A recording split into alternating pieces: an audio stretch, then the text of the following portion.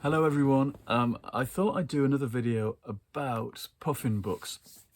People seem to like hearing about puffins, and here is a little collection of Puffin Posts, a book series, not a book series, a quarterly magazine that the Puffin fan club did in the 60s, 70s, 80s, which I never belonged to, but I wish that I had.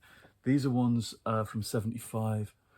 They're tiny, with tiny print and specially produced things, pictures and stories by Puffin authors and by the readers themselves. It must have been so encouraging to have seen your work appear in something like this, alongside the writing of some of these amazing people, and also to go to these exhibitions and events that the Puffin people would put on. 75. In some ways it seems like no time ago at all. It's such a long time ago, and it's a different world. I know. On the back they would tell you what was coming out that season, and these have become the most valuable resource of all, I think, to people collecting and reading and rereading these books, seeing them back in context, the order they came out in, because these were kind of things that you just assumed were always in the world, but they weren't. They had to be brought out month by month, season by season. Some of them brand new, some of them collected from other publishers that had been doing them in hardback. Others were coming from the past and being rescued into the present day.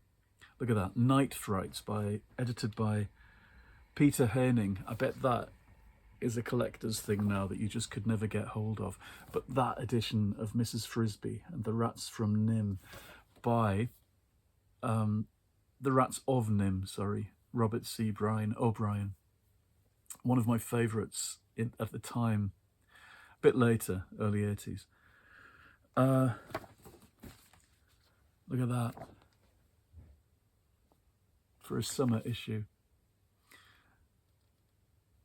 Some seasons, I don't know, there must have always been something of interest. I've never heard of that. The Shrinking of Treehorn, with a cover by and pictures by Edward Gorey. Again, 75, and what was coming out then? Children of Green Know, and A Necklace of Raindrops. And, oh, that's the same issue. I've got doublers. If anybody wants to swap, I've got doublers. What's that? Volume 10 is at 76. Look at them, they're meeting Roald Dahl and people. I remember reading in one of these, they were talking about an event that was going to happen at the Edinburgh Book Festival. And they were having Alan Garner and Susan Cooper on, reading from their current books in the mid-70s. And just the idea of turning up and seeing these two, that if I could time travel, and I'm not saying I can't, but if I could, I would go back to that particular event in Edinburgh in the 70s and see Alan Garner and Susan Cooper talk about myth and magic and legends. Or I might go to this,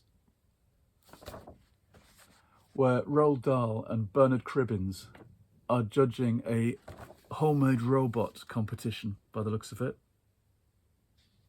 Yep, Bernard Cribbins looking into a robot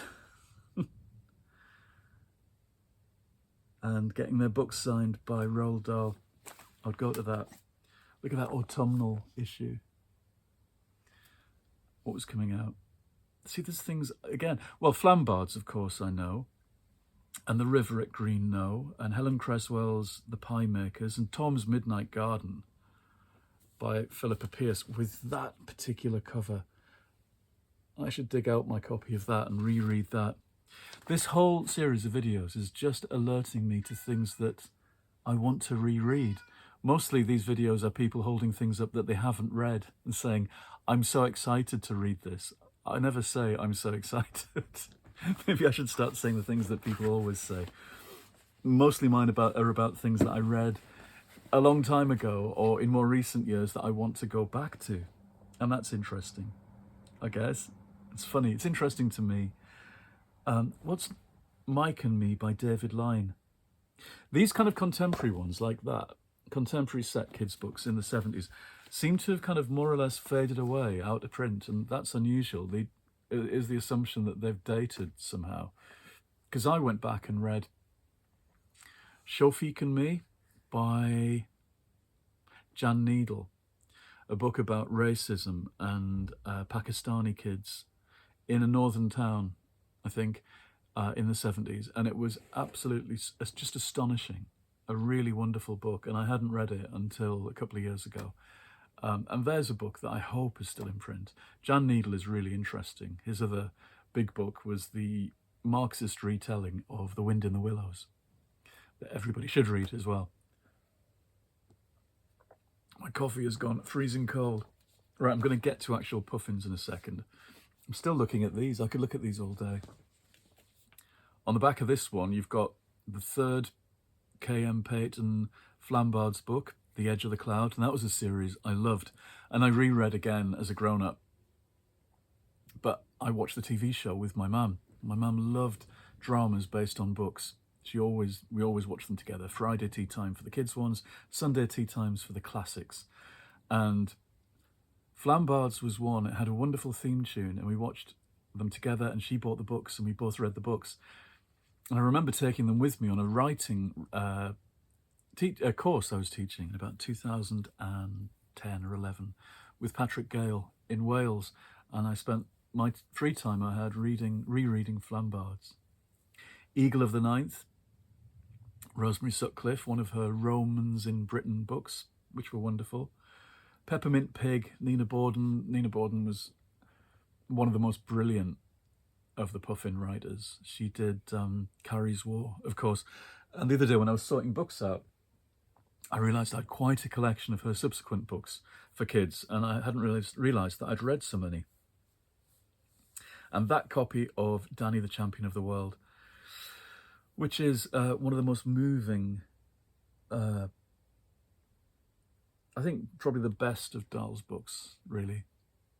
For me, there's a handful of Roald Dahls that stand out, and Danny Champion of the World is one of them, alongside, of course, Chocolate Factory and James and the Giant Peach.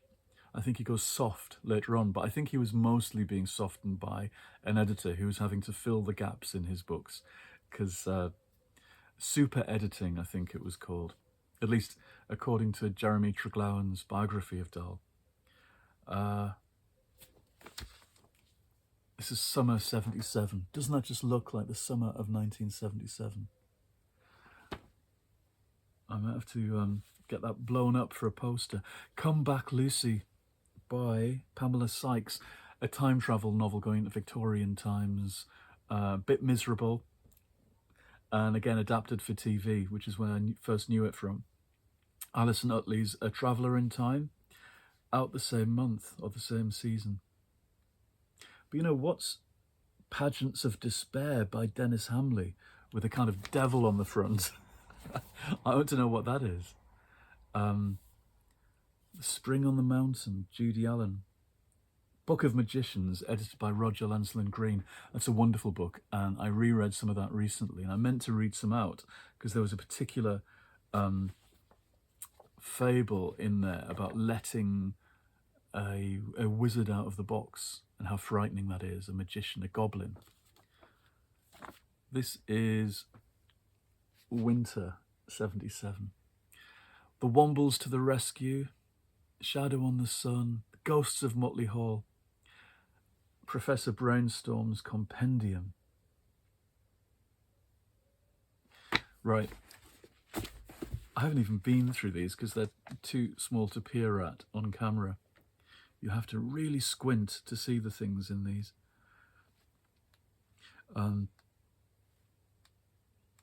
It's like looking back at the 1950s. That's what it's like. But I suppose the people doing this stuff then had been children in the 50s, and so they're replicating that.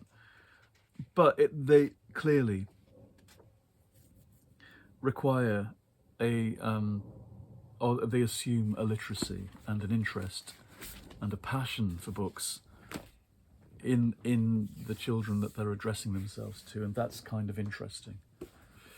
Right, these are things that I loved back then and I still love and I've reread over the years. Again, my mum had a copy of this. This was a Puffin, Watership Down by Richard Adams, which seems amazing now because it's so huge and adult. My friend Deborah, who was a children's librarian for many years, always said that she hated kids' books about animals. And we used to discuss this because I love kids' books about animals. Animals that talk, animals that have their own societies. And sometimes these things are dismissed as kind of callow anthropomorphism and us mapping human relations and psychology onto animals. And of course they have their own. They are mysterious to us, or they're not us. And I disagree. I think, these are stories, and a way of kids' book authors talking about adult relationships and adult politics and concerns is to write about animals. And the rabbits of Watership Down certainly do that. It's the kind of classic example, I think, of showing children a glimpse of how adults organise the world, how tough life is. And it's a very tough book. I remember when the cartoon came out and it was so brutal and upsetting. It scarred many people of my generation for life. But that particular cover, and I think this cover's by Pauline Baynes, I think that's right, who's the most wonderful artist, who of course illustrated the Narnia books, and her particular style is kind of like Quentin Blake's drawings, imprinted on my mind forever. This is the full set of The Borrowers, which I read very early, and one of these was included, I think maybe The Borrowers Afield, in that brown paper package given to me by Mrs. Safari, our stand-in teacher who looked like Barbara Streisand, when I was 9 or 10. And everybody else was given sweets for the summer, end of the summer term. As we left her class, and she gave me a package of 4 books and told me I had to bring them back, but I had to enjoy them in the meantime. And there was The Borrowers Afield by Mary Norton, 5 Children and It by Edith Nesbit, and One of the Wurzel Gummidges by Barbara Eufen Todd. I think it was Saucy Nancy. And Prince Caspian, I think, or The Voyage of the Dawn Treader, maybe Prince Caspian by C.S. Lewis. And all of those series, those books and the series that they came from, have become favourites ever since. It was like being given the keys to the kingdom in a brown paper package on the last day of term. Very lucky, actually, thinking back. So The Borrowers and Borrowers Afield, Borrowers Afloat. They get into worse and worse perils as they go on. And then The Borrowers Avenged, when Mary Norton returned to the series in 1982, I believe. So I don't think I actually encountered this at the time. It seems amazing because, of course, in human terms, it wasn't that much longer after the original books in her life. But for me, it's a massive gulf. I read these to start with in the late 70s. And by 82, I was much older. It's like finding out that P.L. Travers was still writing Mary Poppins books in the 1980s, which seems weird. It seems like the world's gone crazy. Right, somebody else writing scads of puffins, all of which had to be read and read again. The space operas of Nicholas Fisk. I'm missing some from this pile, but these are the kind of classics. Trillions, and I might have gone over these in a blog before, in a video before. Space Hostages, Time Trap, Lancelyn-Greene, the scariest of all. And A Rag, a Bone and a Hank of Hair. My favourite is actually not here. I'm forgetting what it's called. And it's one that I didn't know from the time. I've only discovered in recent years. Flip something. Oh, my memory's terrible. On the Flip Side.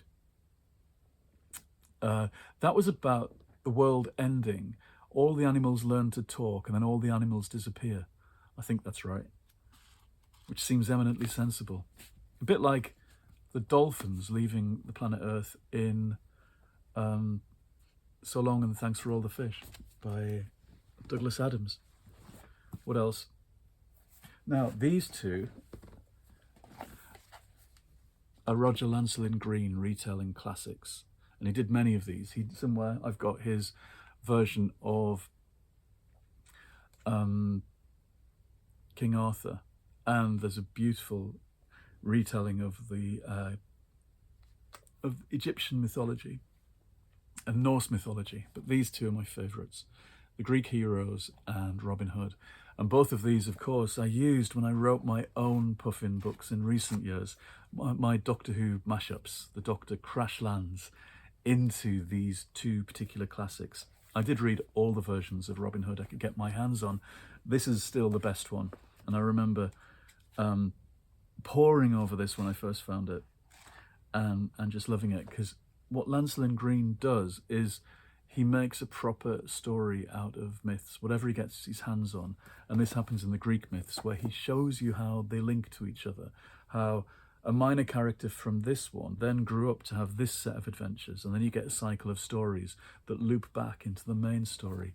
He was a masterful storyteller.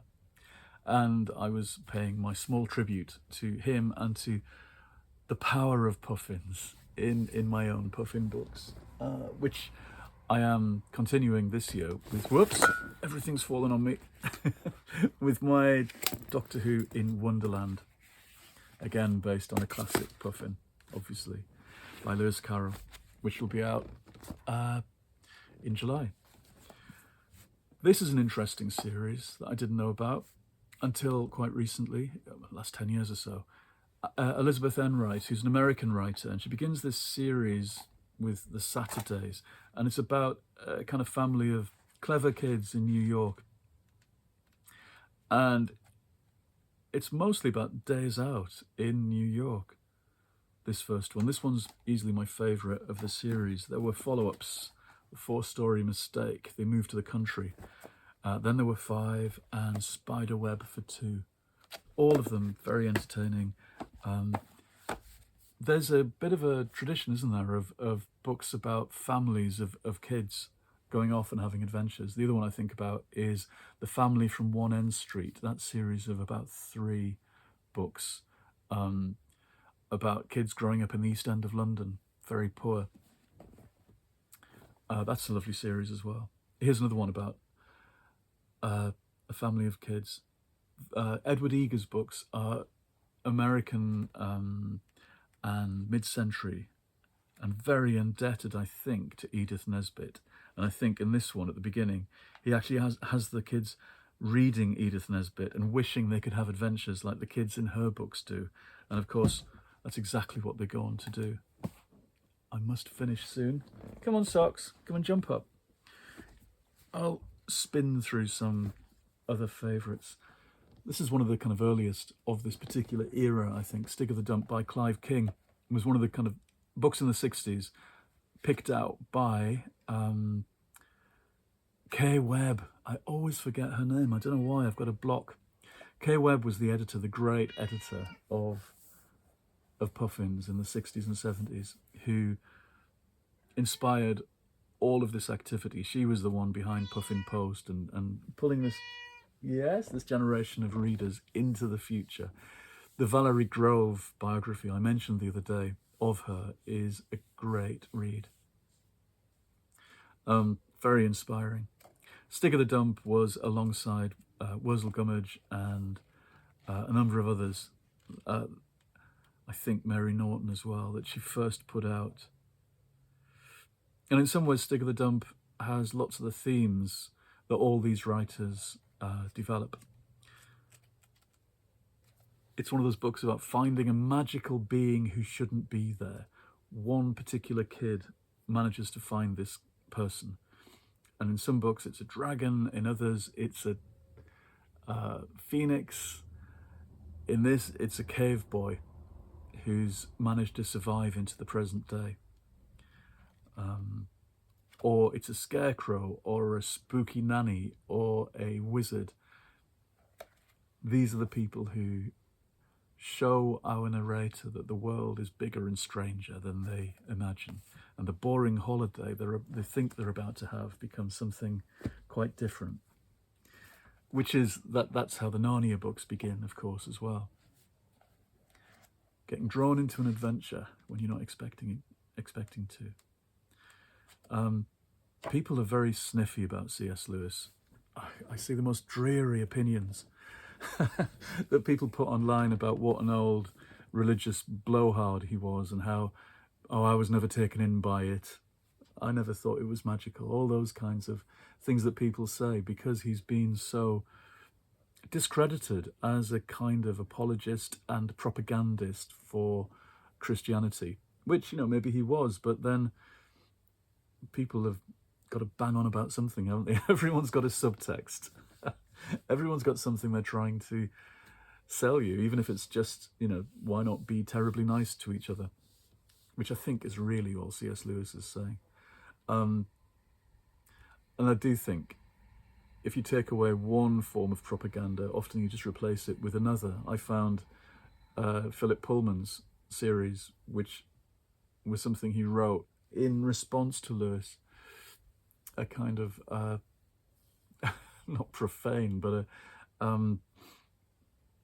a version of a kind of multiverse, alternate world, alternate history, otherworld fantasy that would be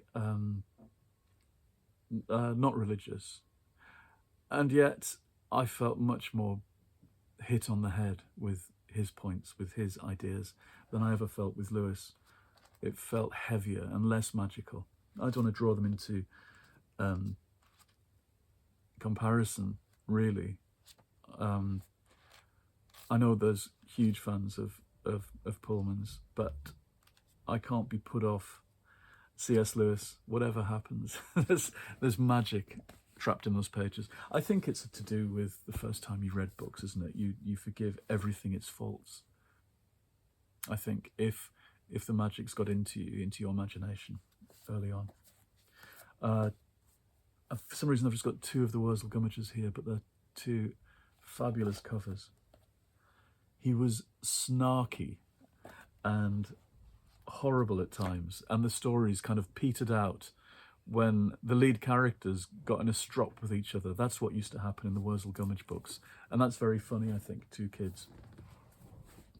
They weren't very well behaved stories or characters, and that's what I like about them. Speaking of which, the Wombles, which again people dismiss as something childish and silly, and just a kind of 5-minute cartoon, a beautifully made stop motion animation cartoon voiced by Bernard Cribbins. But before that there were the books, Elizabeth Beresford's books, where the Wombles are slightly more feral and slightly more international. They would travel over the world and have more elaborate adventures than you'd see on TV.